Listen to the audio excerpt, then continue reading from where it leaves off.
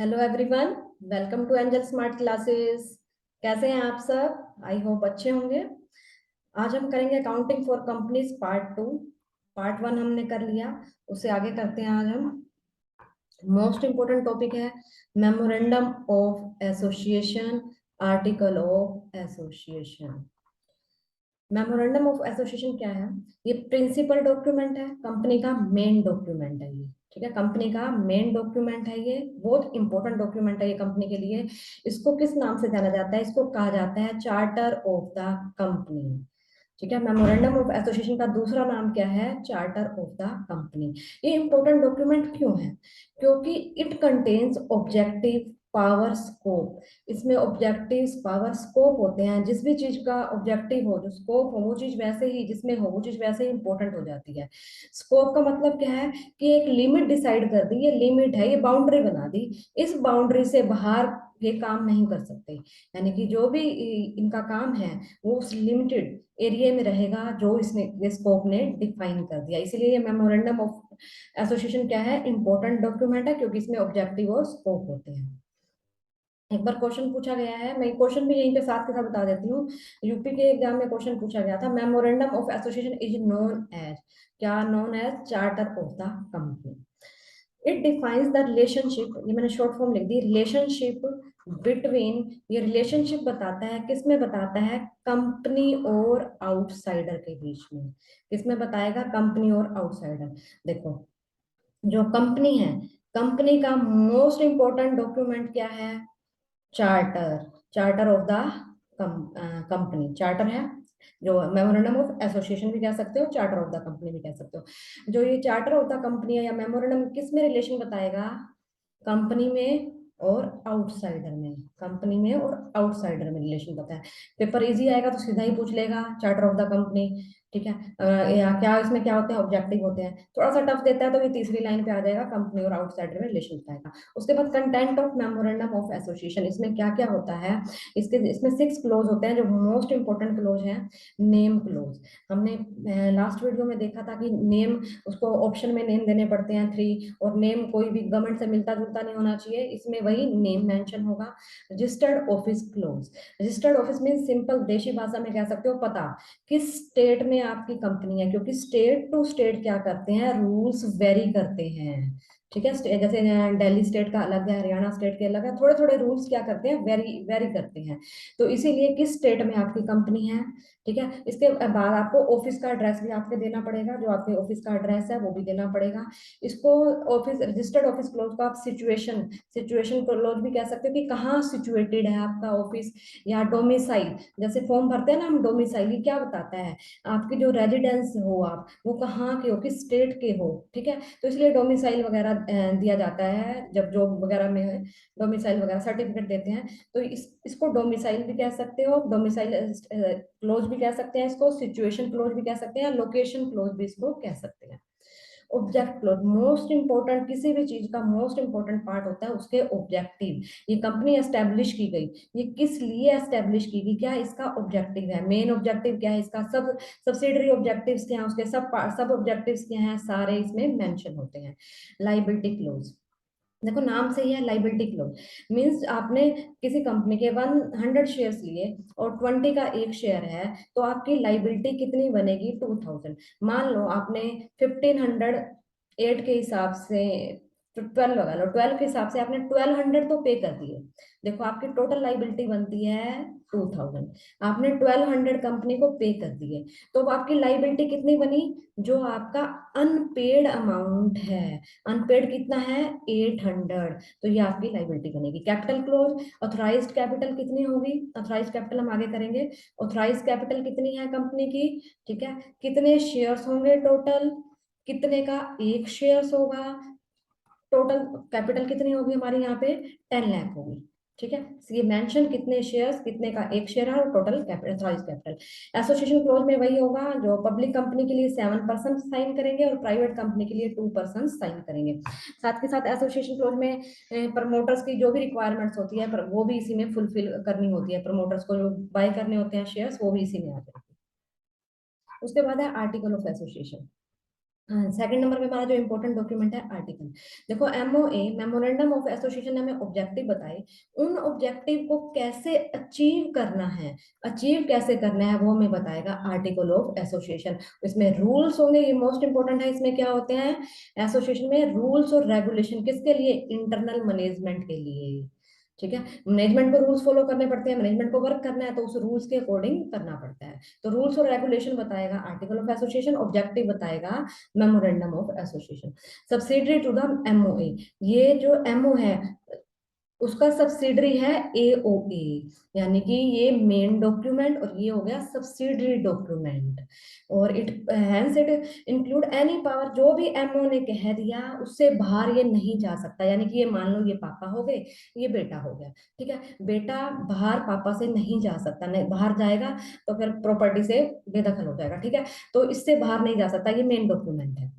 A public company में either prepare own article, एक जो पब्लिक कंपनी है उसकी उसकी मर्जी है, या तो अपना आर्टिकल बना ले, नहीं बनाते तो उसको पब्लिक कंपनी को कोई दिक्कत नहीं है, वो क्या कर सकती है टेबल एक्ट को फॉलो कर सकती है। लेकिन जो प्राइवेट कंपनी होती है और ओपीसी होती है उनको आर्टिकल ऑफ एसोसिएशन बनाना इनको कंपलसरी है, इनके लिए नेसेसरी नहीं है, मे बी ये बना भी लें और ये नहीं भी बनाए। ये किसको रिलेशनशिप बताएगा, ये मेंबर्स और मैनेजमेंट में, ये किसमें बताएगा एम मेंबर्स और मैनेजमेंट में रिलेशन बताएगा। जबकि ये किसमें बता रहा था, कंपनी और, कंपनी का main document M M O A, तो कंपनी और आउटसाइडर में बताता है ये। तो डिफरेंस देख लो, एम ओ ए क्या हो गया, ये मेन डॉक्यूमेंट हो गया, ये क्या हो गया सब्सिडरी डॉक्यूमेंट हो गया। ठीक है, ये क्या बताता है हमें, ऑब्जेक्टिव्स बताता है, ये हमें क्या बताता है, उस ऑब्जेक्टिव को कैसे अचीव करना है उसके लिए रूल्स एंड रेगुलेशन बताता है। ये बनाना क्या होता है कंपलसरी, कोई भी कंपनी है पब्लिक कंपनी या प्राइवेट कंपनी सभी के लिए क्या है, मेमोरेंडम एमओए बनाना कंपलसरी है। जबकि अगर एओ की बात करें तो प्राइवेट कंपनी को बनाना है, ओपीसी को बनाना है, लेकिन पब्लिक कंपनी के लिए ऑप्शन है वो बना भी सकती है, अगर नहीं बनाती तो टेबल टेबल एफ, कौन से एक्ट की, कंपनी एक्ट की शेड्यूल 1 की, हमने पीछे करा भी था शेड्यूल 1 की, table company act schedule 1 table F follow कर सकती है। ये किसमें रिलेशनशिप बताएगी, कंपनी में और आउटसाइडर में। ये एमएम मैनेजमेंट में और उसके मेंबर्स में और मैनेजमेंट में रिलेशनशिप था। ये हमारा हो गया एमओए और एओए। उसके बाद हमारा जो हम प्रोसेस कर रहे थे इसकी फॉर्मेशन ऑफ ए कंपनी कर रहे थे, फॉर्मेशन ऑफ ए कंपनी में हमने सबसे पहले क्या पढ़ा था, प्रमोशन पढ़ा था, पिक पढ़ा था हमने, पिक प्रमोशन हमारा हो गया कंप्लीट। अब हमारी सेकंड स्टेज है, ये सेकंड स्टेज है इनकॉर्पोरेशन। इनकॉर्पोरेशन का मतलब क्या, रजिस्ट्रेशन। रजिस्ट्रेशन जैसे आप ना, आपने ग्रेजुएशन करी होगी तो आपको एक अगर केयू कुरुक्षेत्र कोई किसी भी यूनिवर्सिटी से करो, कुरुक्षेत्र यूनिवर्सिटी से करी तो उनका एक क्या मिलता है, रजिस्ट्रेशन नंबर मिलता है, और वही चलता है आपके ग्रेजुएशन में, पोस्ट ग्रेजुएशन में, आप अपनी डिग्री देखना हर जगह वो लिखा भी होता है। ठीक है, तो ऐसे ही कंपनी को क्या करवाना पड़ता है, अपना रजिस्ट्रेशन करवाना पड़ता है। तो इनकॉर्पोरेशन का मतलब क्या है, रजिस्ट्रेशन करवाना। जैसे ही कंपनी इनकॉर्पोरेटेड होगी, रजिस्टर्ड करवा दिया कंपनी ने अपने सारे डॉक्यूमेंट्स कौन से, जो हमने ऊपर देखे थे, एमओए, एओए, स्टैट्यूटरी डिक्लेरेशन, ये सारे के सारे डॉक्यूमेंट सबमिट करवाने पड़ते हैं। ठीक है, आरओसी के पास, रजिस्ट्रार के पास, पेमेंट जो फीस है इनकी, जो भी प्रेस्क्राइब्ड फीस है वो देनी पड़ेगी। फिर क्या करती है जो रजिस्ट्रार है, वो क्या करता है, सर्टिफिकेट ऑफ इनकॉर्पोरेशन, इनकॉर्पोरेशन का मीन्स रजिस्ट्रेशन जब हो गया, सर्टिफिकेट क्या देगा, दे देगा एक सर्टिफिकेट सा होगा भी, ऐसे जैसे बर्थ सर्टिफिकेट होता है ना बच्चे का, म्यूनसिपल काउंसिल देती है बच्चे का, अपना पहले वहां पे नाम लिखवाओगे फिर आपको सर्टिफिकेट मिलेगा, सेम आपने यहाँ रजिस्टर करवाया फिर आपको यहाँ पे क्या मिल जाएगा, एक सर्टिफिकेट मिल जाएगा। ठीक है, जैसे बर्थ सर्टिफिकेट बच्चे का, वैसे ही कम इसका बर्थ सर्टिफिकेट होता है, उसमें आपको बच्चे का नेम भी देना होता है। ठीक है, नेम मेंशन होता है, नेम देना होता है, वही नाम बच्चे का फिर चलेगा सर्टिफिकेट्स में। सेम ऐसे कंपनी कंपनी को इनकॉर्पोरेशन का सर्टिफिकेट मिल गया, यानी कि कंपनी का बर्थ हो गया। अब कंपनी का जो नेम है वो एग्जिस्टेंस में आ गया, इनकॉर्पोरेशन स्टेज से कंपनी का बर्थ हुआ, कंपनी का नेम एग्जिस्टेंस में आ गया। साथ ही साथ इसको क्या मिलता है, सीआईएन भी मिलता है। CIN means corporate identity number, corporate identity number भी मिलेगा। सीआईएन की फुल फॉर्म पूछ सकता है, कॉर्पोरेट आइडेंटिटी नंबर। उसके बाद थर्ड स्टेज है हमारी कैपिटल सब्सक्रिप्शन। देखो अब कंपनी का प्रमोटर वगैरह ने सब काम कर दिया, कंपनी रजिस्टर्ड भी होगी, अब पैसा चाहिए कंपनी के लिए, अब कैपिटल लो, अब पैसा चाहिए, अब कैपिटल लो। कैपिटल के लिए सबसे पहले अगर पब्लिक से देखो, अगर प्राइवेट कंपनी है तो प्राइवेट कंपनी की सिर्फ इतनी ही स्टेज होती है बस, प्राइवेट कंपनी को सर्टिफिकेट मिल गया, प्राइवेट कंपनी का काम खत्म। लेकिन पब्लिक कंपनी है, क्योंकि प्राइवेट वाले पब्लिक से पैसा नहीं ले सकते तो उनको आगे जाने की जरूरत नहीं है। बट पब्लिक कंपनी देखो, पैसा लेगी, कैपिटल कैपिटल लेगी, तो उसे आगे भी जाना पड़ेगा। सबसे पहले उसे क्या लेना पड़ेगा? सेबी से अप्रूवल। सेबी की full form security exchange board of India. जो कैपिटल मार्केट है उसको रेगुलेट कौन करता है? सेबी ही रेगुलेट करती है। तो सबसे पहले किस लिए बनाएगी सेबी? जो इन्वेस्टर्स हैं, इन्वेस्टर्स के इंटरेस्ट को प्रोटेक्ट करने के लिए, कंपनी इन्वेस्टर के साथ धोखा नहीं करे, इन्वेस्टर के इंटरेस्ट को प्रोटेक्ट करने के लिए सेबी बना। और सेबी कैपिटल मार्केट को कंट्रोल करता है। उससे पहले उसकी परमिशन लेनी पड़ती है, और ड्राफ्ट है जो प्रोस्पेक्टस का, वो भी इसके पास डिपॉजिट करवाना पड़ता है। फिर फिलिंग ऑफ प्रोस्पेक्टस और statement in Leo of prospectus. देखो इसमें क्या फर्क है। आप जैसे आपने कॉलेज के टाइम एडमिशन किया था, प्रोस्पेक्टस मिला था, आपने सबने देखा होगा प्रोस्पेक्टस, सेम ऐसे ही कंपनी का प्रोस्पेक्टस होता है। पीछे फॉर्म होगा और आगे सारी बातें होंगी कंपनी की। अगर आप पब्लिक से पैसा ले रहे हो तो आप प्रोस्पेक्टस को छपवा लेते हो, ठीक है। इसको छपवाने में खर्चा आता है काफी। अगर आप प्राइवेटली प्लेस कर रहे हो, अपने शेयर को प्राइवेटली प्लेसमेंट कर रहे हो, प्राइवेटली प्लेसमेंट क्या होती है? देखो नाम, इसका नाम को पकड़ो, प्राइवेट।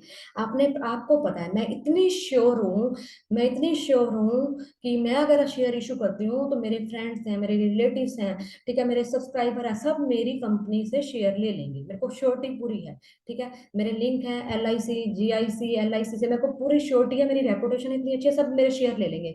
तो मैं प्रोस्पेक्टस नहीं छपवाऊंगी वहां पे। वहां पे मैं क्या छपवा देती हूँ? Statement in लिeu of prospectus. यानी कि ये प्रोस्पेक्टस का ही ब्रीफ फॉर्म होता है। इसमें खर्चा कम आएगा इसमें, लेकिन इसमें ये चीज याद रखनी है, जो इंपॉर्टेंट फैक्ट है, जो मटेरियल इंफॉर्मेशन है, वो इसमें जरूर होनी चाहिए। जो इन्वेस्टर के इंटरेस्ट को इम्पैक्ट डाल सकती है, प्रभावित कर सकती है, वो इसमें जरूर होनी चाहिए। इसमें शॉर्ट में इंफॉर्मेशन, ब्रीफ कह सकते हो आप इसको, तो इसमें खर्चा वगैरह कम आता है।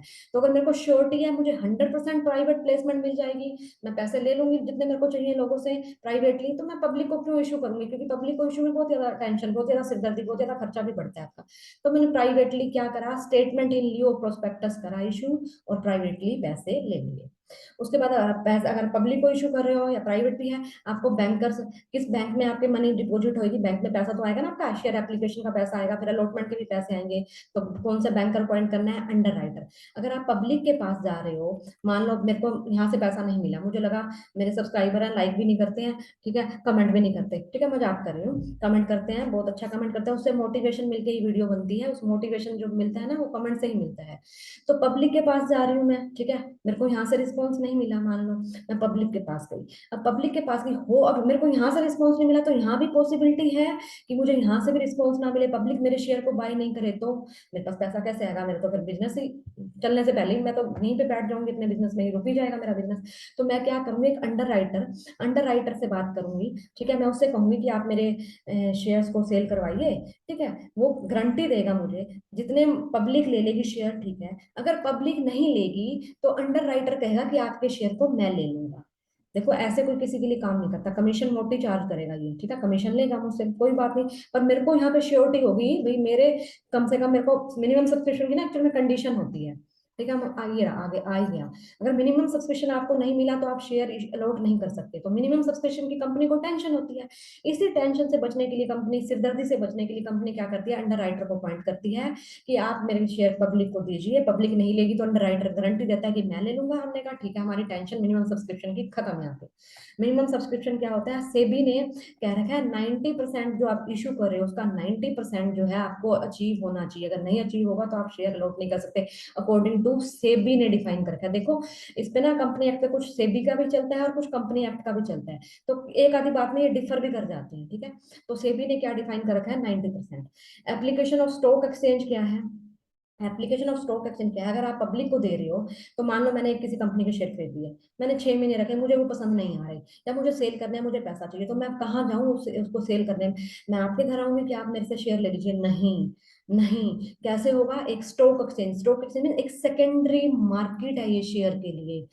एक क्या है? सेकेंडरी मार्केट है शेयर के लिए। हम स्टॉक एक्सचेंज से डायरेक्ट डील नहीं कर सकते, डीलिंग होती है ब्रोकर्स के थ्रू। जैसे आपने सुना भी होगा एंजल ब्रोकिंग, एलडीवीसीस, एलडीवीसीस नाम सुना होगा, ये ब्रोकर्स हैं, ब्रोकर्स कंपनी है।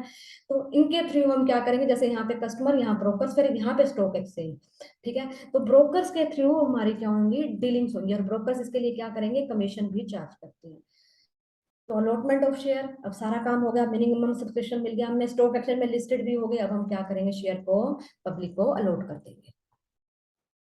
लास्ट हमारी स्टेज होगी commencement, fourth stage commencement of business. आपने सारी चीजें शेयर अलॉट कर दिए, आप ये बताओगे अब कि हमने उसको रजिस्ट्रार को हमने शेयर अलॉट कर दिए और हमें मिनिमम सब्सक्रिप्शन भी मिल गया, और अगर एक्सेस एप्लीकेशन आई थी तो हमने पैसा भी क्या करा, वापस कर दिया। जिसका रिफंड करना था पैसा, जिसको आपने शेयर नहीं दिए उसने आपको पैसा दिया होगा, आप उसका पैसा वापस कर दोगे। अगर शेयर नहीं दिए तो उसका पैसा हमने वापस कर दिया। जो भी रिक्वायरमेंट थी सारी की सारी हमने फुलफिल कर दी है। डायरेक्टर डिक्लेरेशन देगा कि हमने सारी रिक्वायरमेंट फुलफिल कर दी है।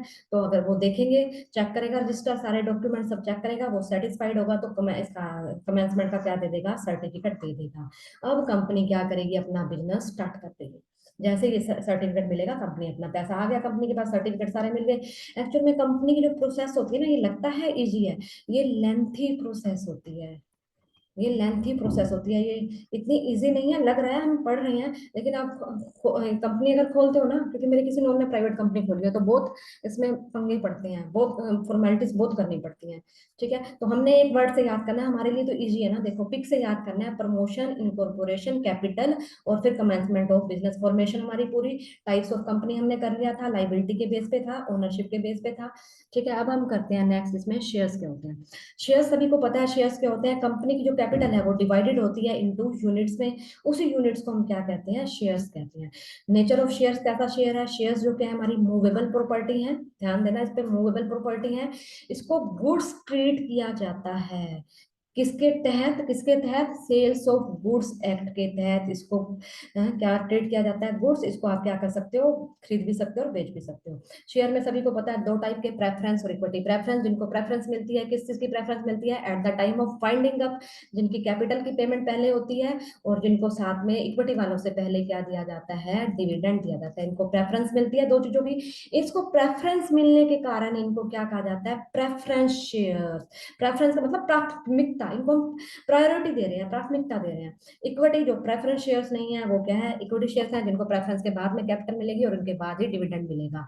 डिविडेंड प्रॉफिट है तो ही मिलता है इक्विटी वालों को, वरना नहीं मिलेगा। टाइप ऑफ प्रेफरेंस शेयर्स में क्या है, इसके with reference to dividend on the basis of redemption के बेस पे, पार्टिसिपेशन इन सरप्लस प्रॉफिट के बेस पे, और कन्वर्टिबिलिटी के बेस पे। डिविडेंड के बेस पे कम्युलेटिव, नॉन कम्युलेटिव, दो टाइप के हैं, कम्युलेटिव और नॉन कम्युलेटिव। कम्युलेटिव का मतलब होता है इकट्ठा होना।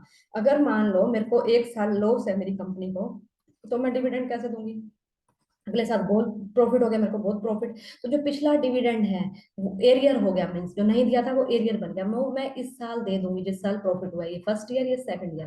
मेरे को एक साल लॉस हुआ तो मैंने प्रॉफिट नहीं, डिविडेंड नहीं दिया। फिर मेरे को डिविडेंड होता क्या basically, dividend is a part of profit which is distributed among the shareholders. Profit ही तो है, प्रॉफिट ही है जो हम शेयर होल्डर को दे रहे हैं, बट उसको कहेंगे कि हम डिविडेंड कहेंगे। तो मेरे को यहाँ लॉस था तो मैंने यहाँ पे डिविडेंड कहाँ दे दिया, यहाँ पे दे दिया, तो एरियर इनका इकट्ठा हो जाता है। कम्युलेटिव, इनको एरियर भी मिल जाएगा अगर पिछले साल नहीं मिला। नॉन कम्युलेटिव, पिछले साल नहीं मिला तो इनको एरियर नहीं मिलेगा। रिडम्पशन बेसिस पे रिडीमेबल, इरिडीमेबल। रिडीमेबल जिनकी पेमेंट हमें, जिनकी रीपेमेंट वैसे बोलते हैं, क्योंकि एक बार कंपनी ने पेमेंट ली तो रीपेमेंट वर्ड लगता है। जिनकी हमें रीपेमेंट करनी है कंपनी की लाइफ में ही।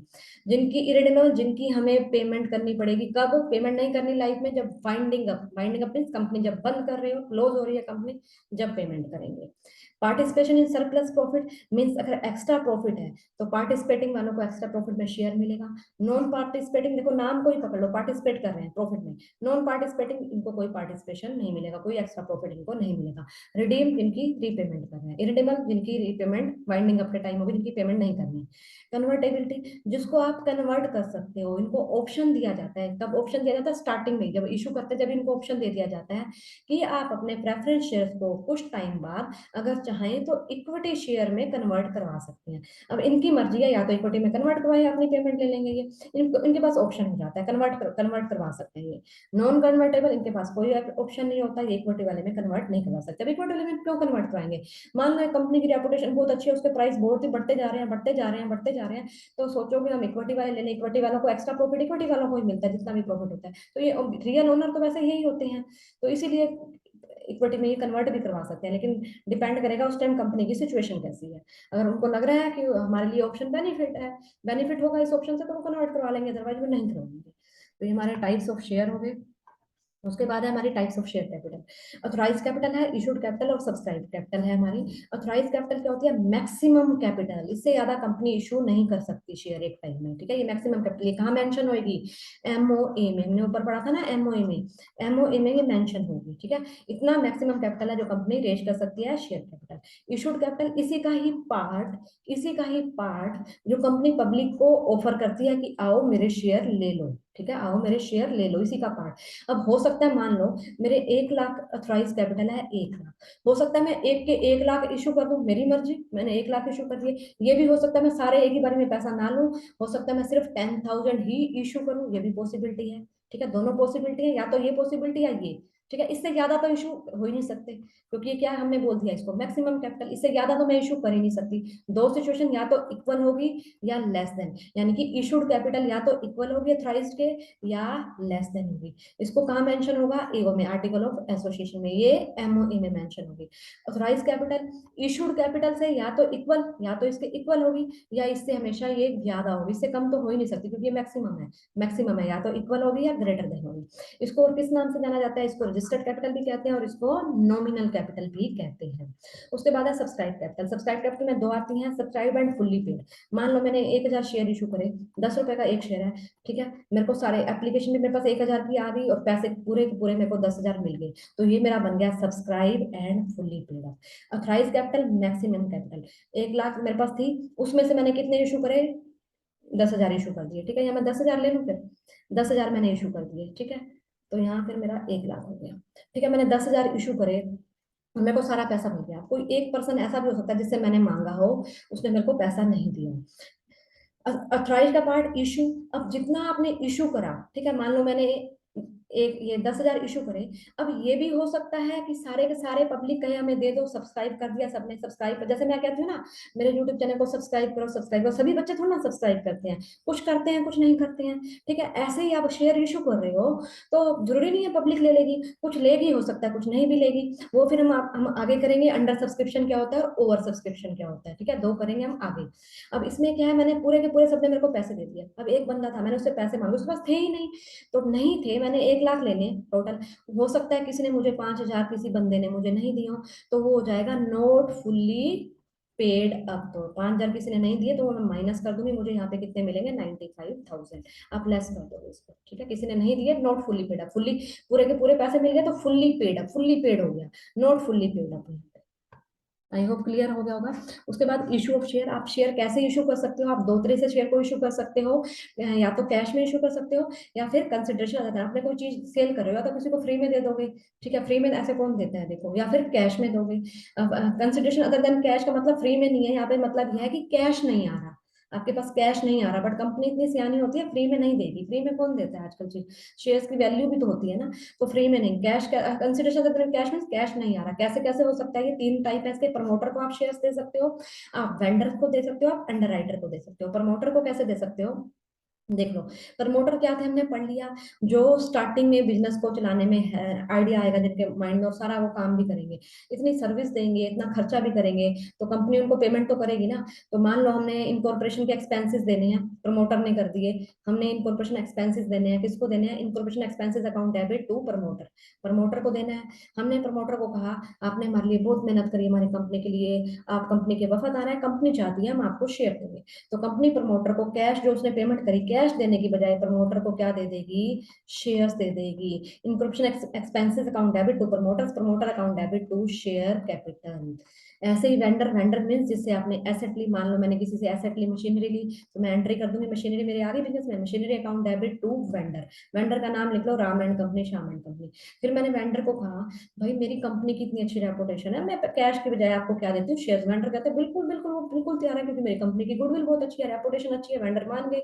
Vendor account debit to share capital, ये एंट्रीज भी होगी हमारी साथ के साथ। अंडर राइटर, अंडर राइटर हमने पढ़ लिया कौन होते हैं, जो कंपनी को अपनी सर्विस देंगे कि अगर कंपनी जो पब्लिक नहीं शेयर लेगी तो हम ले लेंगे, गारंटी देते हैं ये हमें, ठीक है। तो ये इनको भी हम इनकी कमीशन लेंगे, ये भी कंपनी से, ऐसे थोड़ा ना काम करेंगे। तो underwriting commission account debit, खर्चा है, डेबिट करो, किसको देनी है?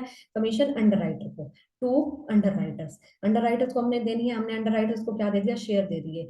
Under writers account debit to share capital. हमने यहाँ पे देखो सभी को शेयर दिया, हमारे पास कैश नहीं आया, लेकिन हम फ्री में किसी को भी दे रहे, सबने हमें क्या दिया है, इसने हमें मशीनरी दी, इसने अपने सर्विस दी, इन्होंने अपने खर्चे करे और अपनी सर्विस इनको भी हम क्या दे रहे हैं, इसलिए शेयर्स दे रहे हैं। उसके बाद फॉर कैश, कैश में दो आएंगे, प्राइवेट प्लेसमेंट और पब्लिक को। प्राइवेट प्लेसमेंट मैंने बता दिया, जब कंपनी श्योर होती है कि हम प्राइवेटली अरेंज कर लेंगे, ठीक है, क्यों, क्योंकि उसको प्रोस्पेक्टस नहीं छपवाना पड़ता, प्रिंट नहीं करवाना पड़ेगा, खर्चे से थोड़ा कम खर्चा हो जाएगा यहाँ पे, तो वो प्राइवेटली ले लेती है। पब्लिक को कंपनी क्या करेगी, जैसे आपने सुना होगा इसमें आईपीओ आते हैं, आईपीओ, एफपीओ, ठीक है। आईपीओ क्या होते हैं, इनिशियल पब्लिक ऑफर, इसकी फुल फॉर्म ही कर लो। जब company first time share issue करती है तो आईपीओ आता है, आपने सुना होगा मार्केट में आईपीओ आ गया, आईपीओ आ गया, इनिशियल पब्लिक ऑफर। आप पहली बार पब्लिक ऑफर दे रहे हैं तो उसको कहते हैं इनिशियल पब्लिक ऑफर। उसके बाद दोबारा देते हैं तो उसको आईपीओ नहीं कहेंगे, फिर कहेंगे follow follow up public offer, follow up public offer. Public offer same है, आई से इनिशियल, एफ से फॉलो, ठीक है, इनकी फुल फॉर्म करना ना, follow up, follow up public offer. IPO जब फर्स्ट टाइम कंपनी करेगी, initial, initial starting public offer, फिर FPO follow up public offer. चलो इतना ही था आज का, हमारा हमारा हो गया ये टॉपिक, कल हम इसका करेंगे प्रैक्टिकल, ठीक है जी। थैंक यू सो मच, कल हम प्रैक्टिकल करेंगे इसका start, issue, reissue, four feature, और साथ में थोड़ी सी बेसिक एंट्रीज भी देखेंगे। और वीडियो अच्छी लगी है तो लाइक शेयर कमेंट करना नहीं भूलें। मिलते हैं नेक्स्ट लेक्चर में।